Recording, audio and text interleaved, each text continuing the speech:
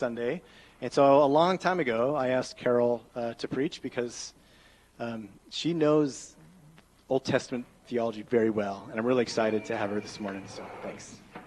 Thank you. Well, I am for sure one of those old people now who just can't help but belt out that song. I could just keep singing that all morning. We've been following the story of the Bible, the overarching story of the rescue and redemption of the world by the hero, the one and only God. Sorry, those are my grandkids. I have to look at them. The hero of the story.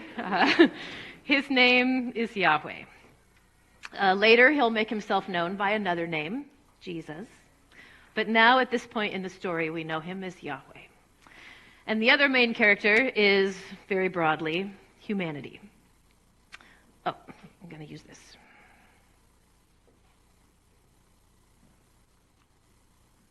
There we go. It's been an emotional roller coaster of a story so far. It started out on a big high. Creation was very good. And humanity was blessed and in close partnership relationship with God. And then there was a big low, the fall. Humanity's rebellion and a curse that covers creation. There was the exile from the garden and separation from God. It gets even lower from there, because that's the nature of the curse, with this downward spiral of humanity, reaching a state of total depravity. And then, despite a complete reset and new start with Noah, humanity is still hopelessly evil. So there's another new start. God chooses one man to grow one family that will become Israel, through whom God will banish the curse and restore the blessing of Eden to the world. But then that family gets enslaved in Egypt, but then miraculously rescued by God. And that's where we left off last week. Today we're picking up in chapter 19 of Exodus. Now, back in Exodus 3, when Yahweh first introduced himself to Moses at the burning bush on Mount Sinai, which is also called Horeb, he promised, with an interesting play on his own name, that he would be with Israel. That the nature of Yahweh's relationship with Israel would be that of presence with. And he gave them a sign that was going to be the proof of that.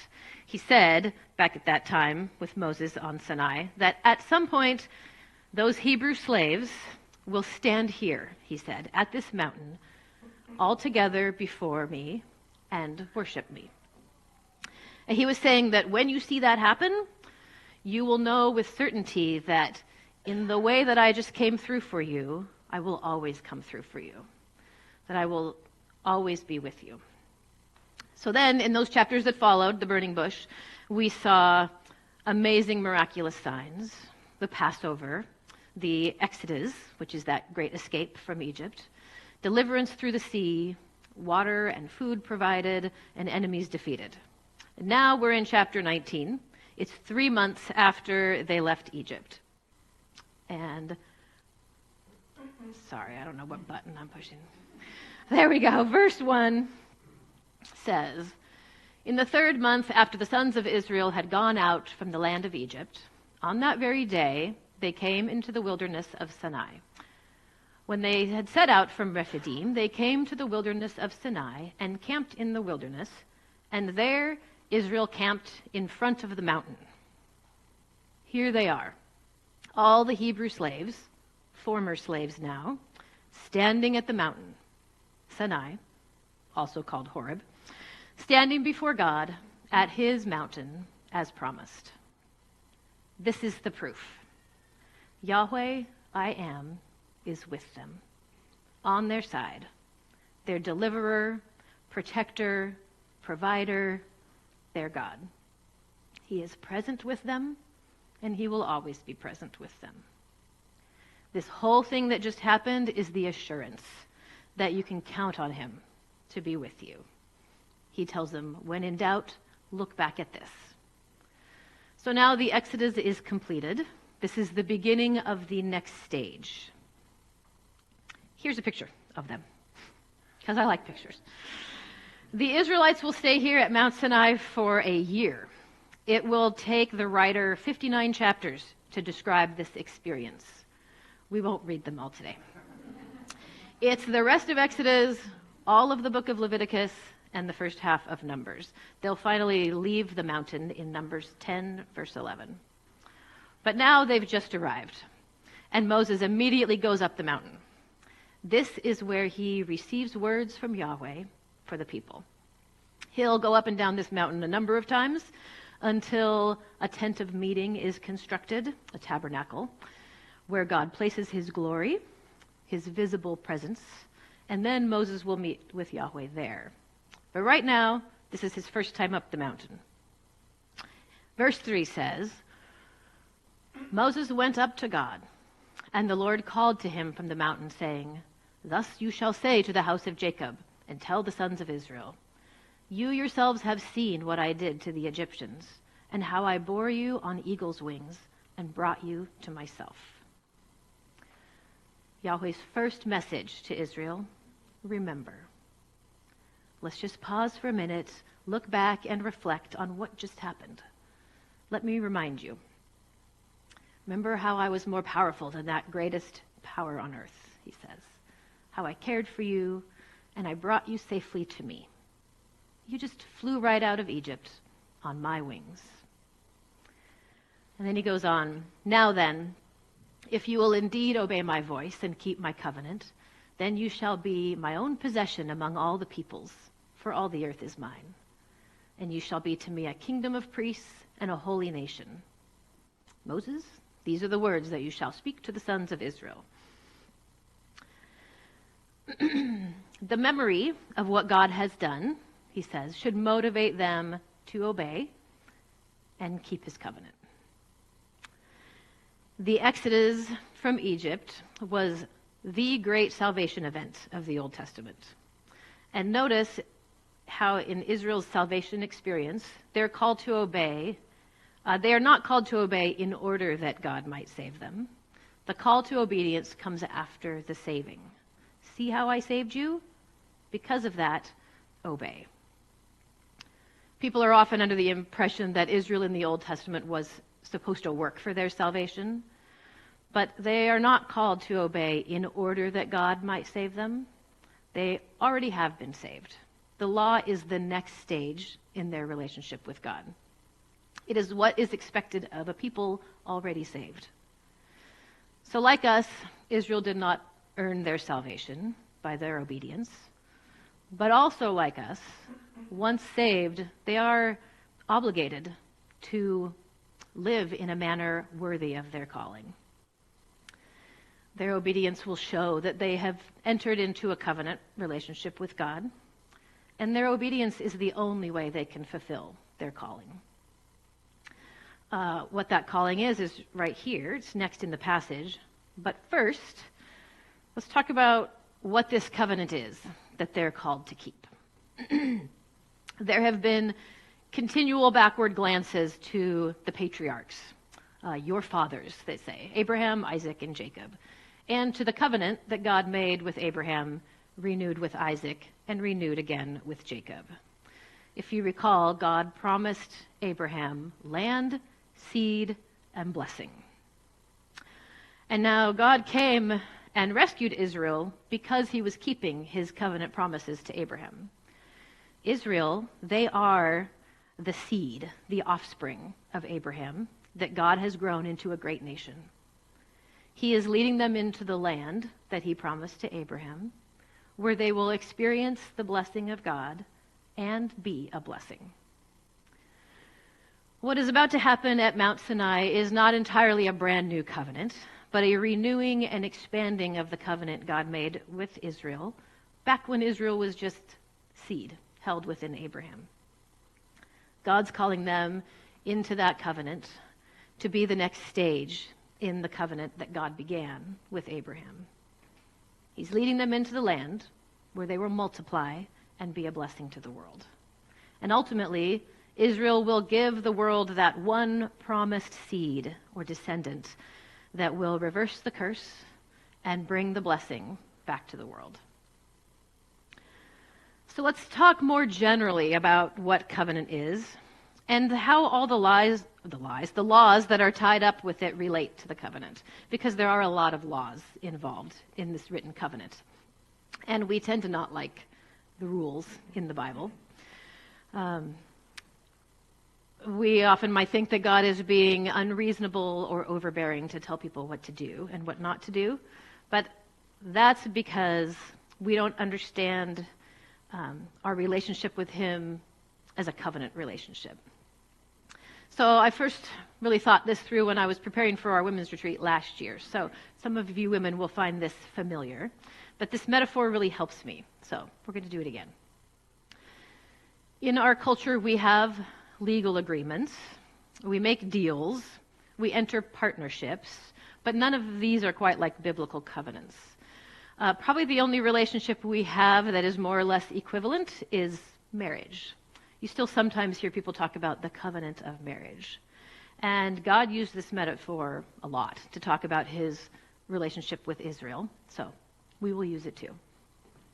So think about how this sounds similar to a marriage ceremony. When God made His covenant with Israel, He talked first about the story of their relationship up to this point. And then there were statements of loyalty made, promises made, and agreements about how everyone's going to behave while in this covenant relationship. Now, in our marriage ceremonies, the behavior agreements are pretty general. There's some sort of "I will love and be faithful to you" statement. And we assume we just kind of know what that looks like because we've seen a lot of marriages. But when we read through the covenant between God and Israel, we are surprised by how many of these how to behave in this relationship stipulations there are. But they hadn't seen a lot of marriages like this one. This was a new thing to them, and they didn't have ingrained expectations of what it meant to love and be faithful to God, or the ones they had were wrong, and they needed a lot of explanation. So think about this. When we say wedding vows, we declare that this person we're marrying is our special one. Toby, right here, my husband, is my chosen one.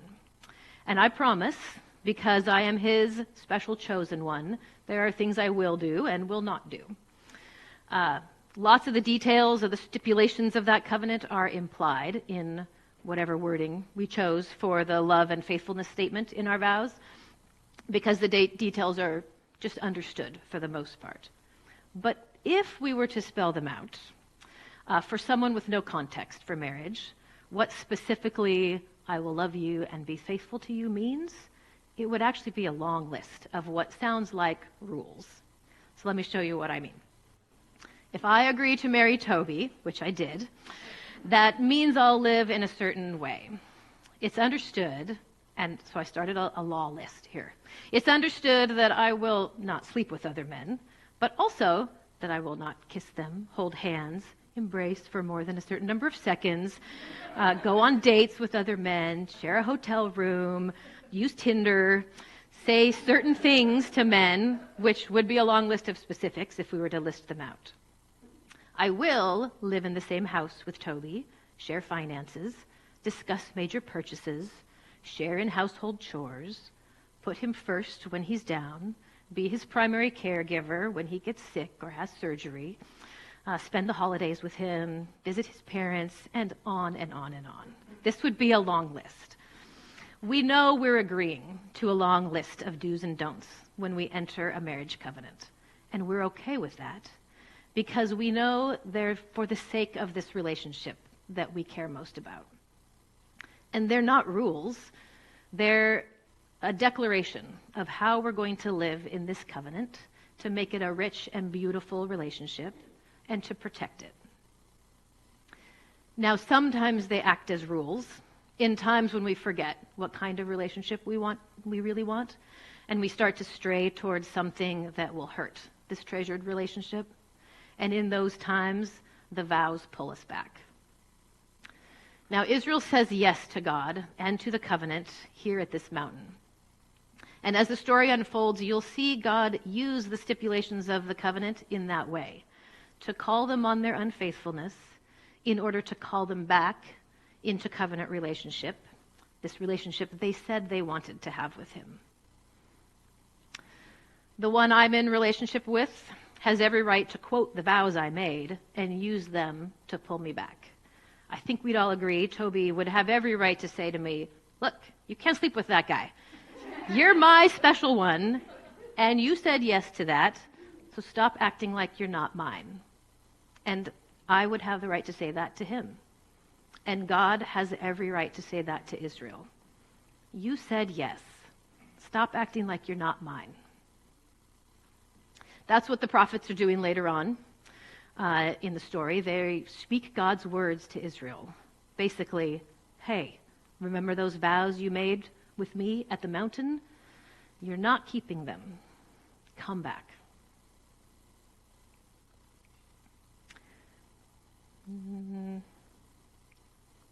Sorry, I once knew how to use it. Okay. If they choose to enter this covenant relationship, God says, they will be God's own possession, a kingdom of priests, and a holy nation. Now, God's own possession is sometimes translated as a special or treasured possession, which is probably a better translation since he then says, for the whole earth is mine. Everything is his possession. But out of all those possessions on the earth that are his, you, Israel, will be special to me. And the kingdom of priests is a statement about the role that Israel will play to the rest of the world. A priest is a mediator, a representative, a connector. The priest brings the people to God and brings God to the people. And Israel, as a nation, will act as priest to other nations. Israel will be the people that connects other people to God. They'll represent God to the world and show the world what God is like. And they'll be the pathway through which those other nations can enter into a relationship with Yahweh. And finally, the holy nation. They have to be. If they are God's special one, and they're going to represent God and his character to the world, they have to be holy. They have to be set apart and stand out as different. Now, this doesn't mean living in complete isolation from other nations, because they couldn't fulfill their priestly role if they did. But it's more the sense that they must live among, but stand out as very different. Some walls will have to be put up to prevent Israel from being changed and absorbed by the other nations, but openings must also be maintained to allow the sharing of the knowledge of God, the giving of the invitation, and the distribution of the blessing of God to the nations. This is some pretty important work. This is Yahweh's stewards in the garden kind of work. This is image of God work. So look, Moses came and called the elders of the people and set before them all these words which the Lord had commanded him. And all the people answered together and said, I do. All that the Lord has spoken, we will do. And Moses brought those words of the people to the Lord. So there we go. Israel's excited about entering into this covenant relationship with God. And they agree to all these love and be faithful to stipulations. What a happy ending. But of course, when we hear this narrative as a chapter in the greater story, which is what it really is, we realize it's not really the ending, but we're just actually on the cusp of an increasing of the conflict of the story. Remember, the conflict was introduced in Genesis 3 at the fall, and the conflict increased with the generations that followed, and the total depravity of the world at the time of the flood, the enslaving of the people that were supposed to be the redemption of the world. And you'll find out next week that we're not finished with this downward trajectory of humanity. But if you're reading this story for the first time, you don't know that. And this is presented as a happy, hopeful moment in the story. So let's pause in that and enjoy it. Let's look at the hopefulness of it. God is inviting humanity into relationship with him. The narrative is written with Eden language sprinkled throughout, as if by leading them into the promised land, God is leading them back to Eden, where they will dwell once again and be his stewards. A land flowing with milk and honey, where God will dwell with them, giving them important work to do in the world. By his side, according to his values, covered by his blessing. We are going back to Eden. Humans failed in the garden and continued to fail at an exponential rate. But the story of humanity is not over with our failure. God is a God of second chances, and we will find third and fourth and fifth. My story is not over with my failure. Your story is not over with your failure. God is all about new starts, forgiveness, grace, a new path forward into relationship with him and into his blessing. Now, when we get here next week, Mark's sermon is going to have us already in the land. So this is our last chance at anything in the first big section of the Bible, the Torah. So before we go today, we're going to jump to the end of Deuteronomy for a minute. These are the names of the books that make up the Torah, that first big section. They're the books of Genesis, Exodus, Leviticus, Numbers, Deuteronomy. And at the end of Deuteronomy, Israel has entered the covenant, left Sinai, been a disappointment, wandered in the wilderness for 40 years. It's a whole thing. We're skipping it. But now, at the end of Deuteronomy, this is the next generation. These are the children of the people who stood at the foot of the mountain. And they're getting ready to enter this Eden-like promised land. Moses goes over the covenant with them, and they have a vow-taking covenant ceremony with Yahweh, like their parents did in Exodus. And in Deuteronomy 28, Moses lays out a long list of blessings and curses that will be theirs if they keep or break the covenant. The word blessing is used 7 times, and then the word curse is used 7 times. The symbolic number of completeness, right? Total blessing, like in Eden, if they're faithful to the covenant, or total curse. And then listen to what he says in Deuteronomy 30. Let's see. Deuteronomy 30, 15 through 20. I'll read you the whole thing, but these are the highlights. Verse 15. See, this is Moses speaking. See, I have set before you today life and prosperity and death and adversity, in that I command you today to love the Lord your God, to walk in his ways and to keep his commandments and his statutes and his judgments, so that you may live and multiply, and that the Lord your God may bless you in the land where you are entering to possess it. But if your heart turns away and you will not obey, but are drawn away and worship other gods and serve them, I declare to you today that you will surely perish. You will not prolong your days in the land where you are crossing the Jordan to enter and possess it. I call heaven and earth to witness against you today that I have set before you life and death, the blessing and the curse. So choose life in order that you may live, you and your descendants, by loving the Lord your God, by obeying his voice, and by holding fast to him. For this is your life and the length of your days, that you may live in the land which the Lord swore to your fathers, to Abraham, Isaac, and Jacob, to give them. That's so cool. This is what I mean when I say a passage is written with Eden language.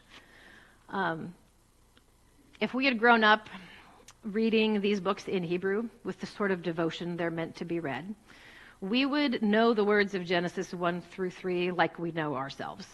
So that when we got here to Deuteronomy 30, these words would stand out to us as Eden words. which would, trigger enlightenment. Like, oh, that's what's happening here. We can see most of it in the English translations, at least in the NASB. But you have to be tipped off to these words that are translated prosperity and adversity at the top. They're really just the Hebrew words for good and evil, or good and bad. So let's just learn them. They're really easy ones. Tov is good. Ra is bad. Tov, Ra. Tov, Ra. Tov is all over Genesis 1. But I think more significantly is that these words together are the words that are used for the tree of the knowledge of good and evil. It's the tree of the knowledge of Tov and Ra. And these other highlighted words are also words and phrases that were really important in Genesis 1 through 3. But in addition to the specific words and phrases, this is a whole theme here. The whole picture that's painted of the choice is a very clear reflection of the Eden trees. Remember, in the garden there was a tree that gives life and a tree that would bring death. Blessing covered the garden as long as they chose life. And how did they choose life? By choosing to live according to God's good instruction, just like here. The curse of sin and death covered the world when humanity chose it. Now, in Deuteronomy, as the children of Israel are about to enter the land, God says, I have set before you, this is verse 15, he says, I have set before you life and good, and death and evil. Verse 19, I have set before you life and death, the blessing and the curse. And he says, choose life. This is a second chance to make the choice between the two trees, the life tree or the death tree, the blessing tree or the curse tree. This is a second chance at Eden. God is so gracious. And then, last thing, it didn't really fit neatly into the outline of my sermon, but we're leaving the Torah. And I want to tell you about Leviticus.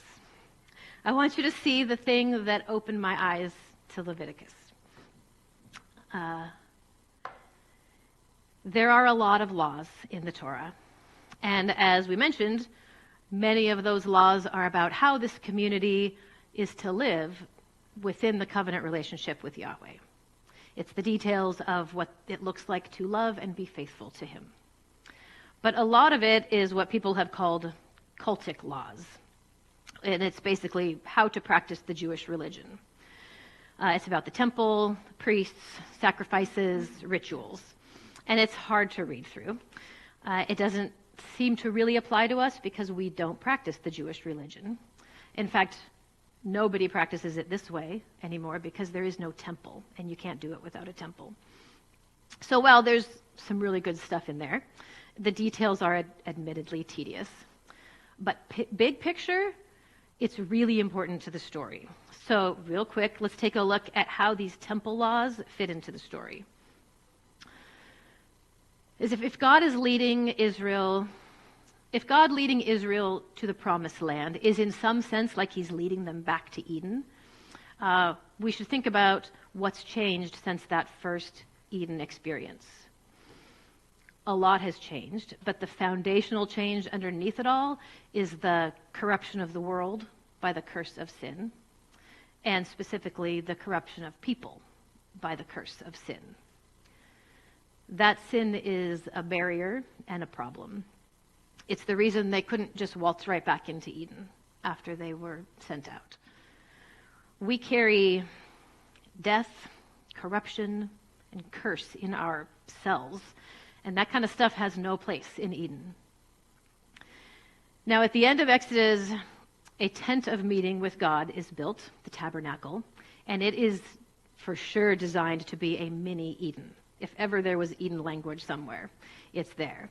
This is the place where humans can enter God's presence. Okay, you should open your Bibles to Exodus 40 now.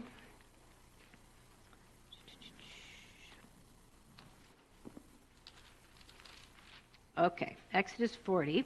Now, before this, there were just 7 chapters about how to build the tent and all the stuff in it. And then there were 5 chapters on the on the actual building of the tent and all the stuff in it. And it's very repetitive, but what it shows us is they followed the instructions exactly. And you get to the end of that, and God's visible presence cloud is clearly there. It's really awesome. But even though they did it exactly right, Moses tries to go in and enter it, but he can't because God is in there. So we're in Exodus 40. We're going to read verses 34 and 35. Then the cloud covered the tent of meeting, and the glory of the Lord filled the tabernacle.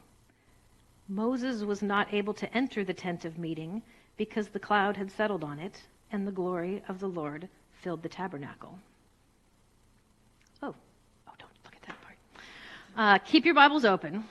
But now, the whole point of this tent was for people to get to go in and meet with God. But since God is in the tent, people can't go in. His glory presence cloud is too something for humans to be able to be in its presence. So what's wrong? Well, it's sin.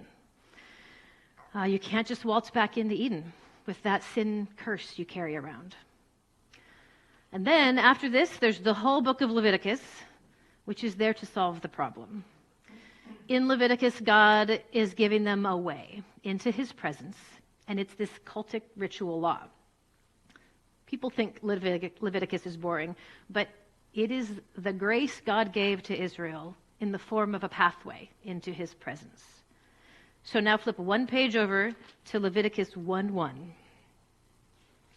It says, "Then the Lord called to Moses and spoke to him from the tent of meeting." Now, Moses is on the outside, and God speaks to him from the tent of meeting, from inside. But then, flip all the way through Leviticus. This is better in a paper Bible. There's sacrifices, priests, purification, atonement. Flip until you get to Numbers 1:1. And it says, "Then the Lord spoke to Moses in the wilderness of Sinai in the tent of meeting." Moses is in there with Yahweh. Leviticus solved the problem. Leviticus gives access to Yahweh.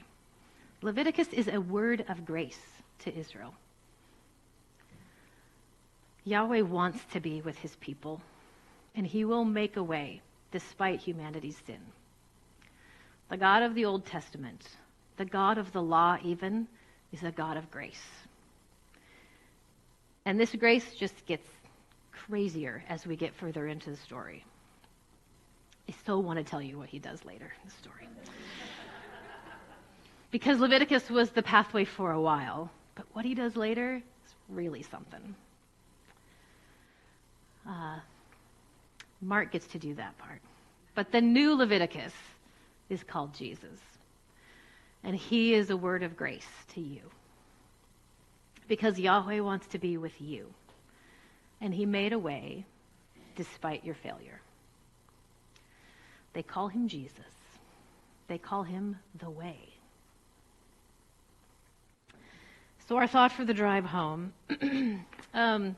The book of Exodus provides Israel with a record of a lot of acts of God's love and power in their life. It serves to motivate them to covenant faithfulness. There's the great saving act of the Exodus, but also many smaller miraculous touches on their lives. So many reasons to love God. So what are those for you? So what do you remember from the story of the Bible and the story of God's working in your life that motivates you to love him and be faithful to the covenant you've made with him?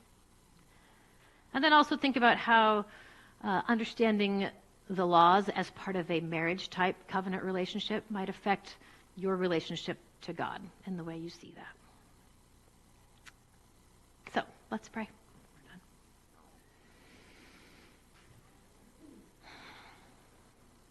Yahweh God, Creator, high and exalted one, most holy, You are so great. You're so good. We are in awe of you. And we're in awe and humbled that you want to be with us despite our failure, that you've made a way for Israel in Leviticus, for us in Jesus. Thank you for the invitation to covenant relationship with you. Help us to understand the beauty and sacredness of that relationship. Help us to be faithful to you, to live in a manner worthy of that relationship and of the high calling you've given us. Amen.